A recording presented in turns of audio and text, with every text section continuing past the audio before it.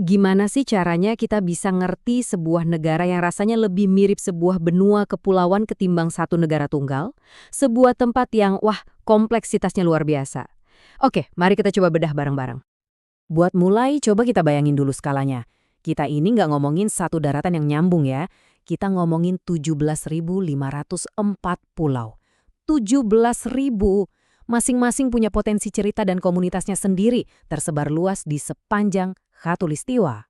Dan di atas belasan ribu pulau itu, hiduplah 1.340 suku bangsa yang berbeda. Kebayang nggak? Masing-masing punya budaya, tradisi, dan sejarah uniknya sendiri yang udah terbentuk berabad-abad. Dan keragamannya nggak berhenti di situ. Di seluruh Nusantara ini, ada lebih dari 700 bahasa yang masih hidup dan dipakai ngobrol sehari-hari. Ini kan level keragaman bahasa yang, wow, susah banget dibayangin. Dan jadi tantangan besar buat ide negara kesatuan. Kedengerannya kan ini resep buat perpecahan abadi, bukan persatuan. Jadi inilah pertanyaan inti dari pembahasan kita. Gimana ceritanya semua ini bisa jadi satu negara? Oke, mari kita mulai dengan memahami tantangannya lebih dalam. Ini tuh benar-benar kayak ada dunia lain di dalam satu negara. Nah, yang menarik banget dari komposisi etnis ini, iya betul, suku Jawa itu kelompok terbesar, sekitar 40%. Tapi, coba deh lihat bagian lainnya. Hampir 38%. Angka ini mewakili ratusan kelompok etnis yang berbeda-beda. Jadi, bisa dibilang nggak ada mayoritas etnis yang benar-benar dominan. Nah, kalau kita lihat dari sisi agama, ceritanya beda lagi.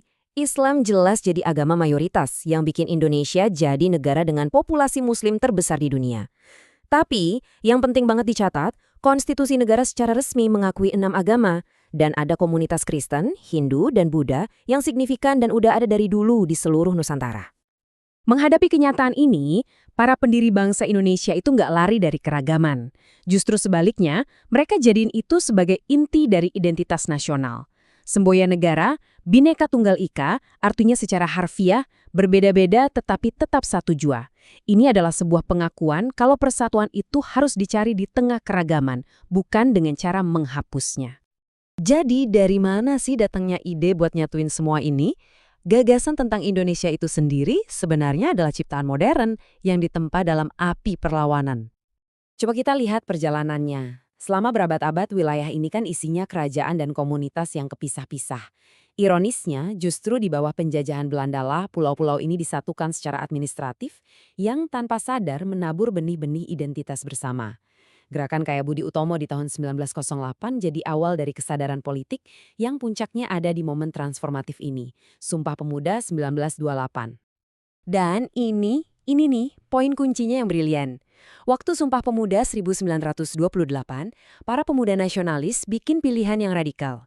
Bukannya milih bahasa Jawa, bahasa dari kelompok etnis terbesar, mereka justru milih bahasa Melayu, bahasa perdagangan yang lebih setara, dan menangainya bahasa Indonesia. Ini langkah strategis banget buat menghindari dominasi satu kelompok atas yang lain. Jadi inilah fondasi ideologisnya, satu tanah air, satu bangsa, dan satu bahasa. Ini adalah sebuah proklamasi, sebuah pernyataan niat buat menciptakan sebuah bangsa dari keragaman yang ada jauh sebelum negara itu sendiri benar-benar berdiri.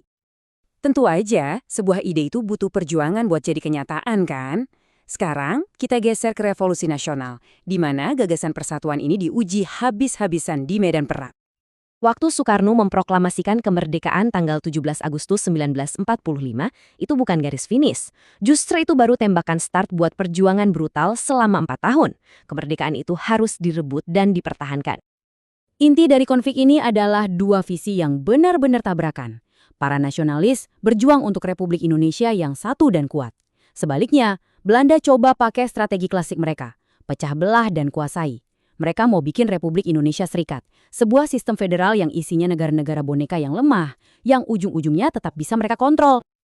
Perjuangannya ini terjadi di banyak front loh, ada negosiasi diplomatik yang seringnya buntu, ada 2 serangan militer besar-besaran dari Belanda, ada perang gerilya yang nggak kenal menyerah dari rakyat Indonesia di seluruh negeri, dan akhirnya ada tekanan internasional yang krusial dari PBB yang ikut memaksa Belanda buat mengakui kedaulatan Indonesia.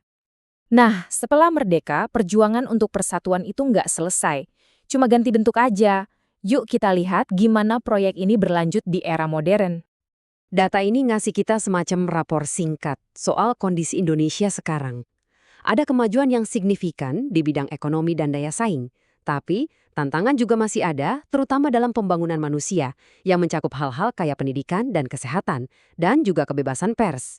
Ini potret sebuah negara yang terus bergerak, terus berjuang dengan kompleksitasnya sendiri. Dan kalau kita perhatiin, tantangan-tantangan modern ini benang merahnya sama aja. Gimana caranya mastiin pembangunan ekonomi merata di 17.000 pulau? Gimana cara mengelola demokrasi yang dinamis dengan begitu banyak suara yang beda-beda?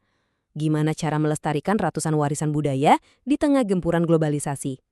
Semuanya balik lagi ke tantangan mengelola persatuan dalam keberagaman. Dan ini semua membawa kita kembali ke titik awal, kesemboyan nasional yang mendefinisikan seluruh perjalanan ini. Jadi, ini dia poin kuncinya. Bhinneka Tunggal Ika itu bukan deskripsi, bukan cuma pernyataan fakta.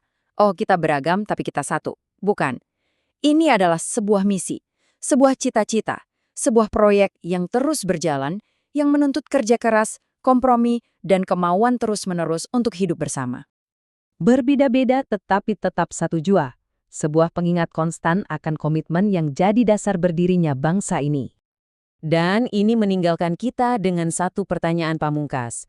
Di dunia yang kayaknya makin terpecah belah karena perbedaan, pelajaran apa sih yang bisa kita ambil dari sebuah bangsa yang dengan sadar dibangun di atas cita-cita persatuan dalam keragaman?